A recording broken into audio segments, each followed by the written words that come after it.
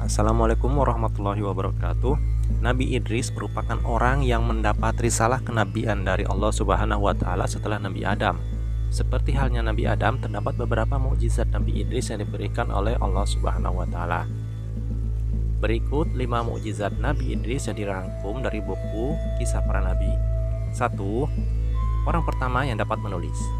Nabi Idris merupakan orang pertama yang dapat menulis dengan pena. Kala itu, pena terbuat dari batu kerikil.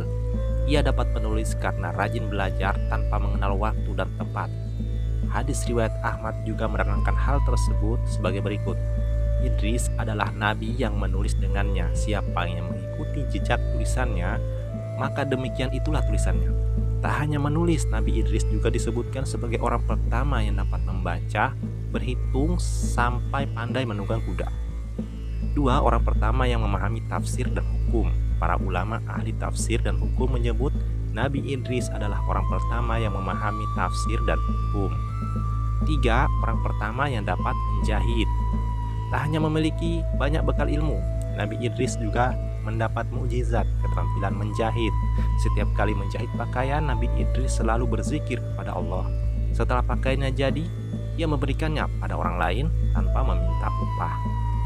4. Diberi 30 sohifah.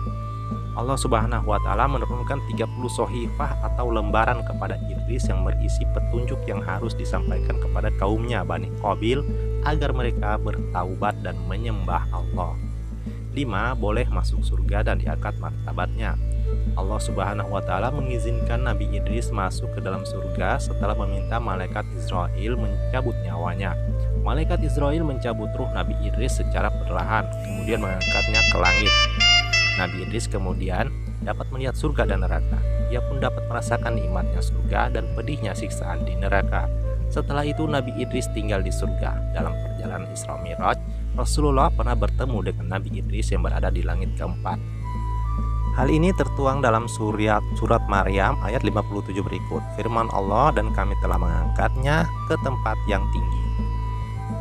Terima kasih. Wassalamualaikum warahmatullahi wabarakatuh.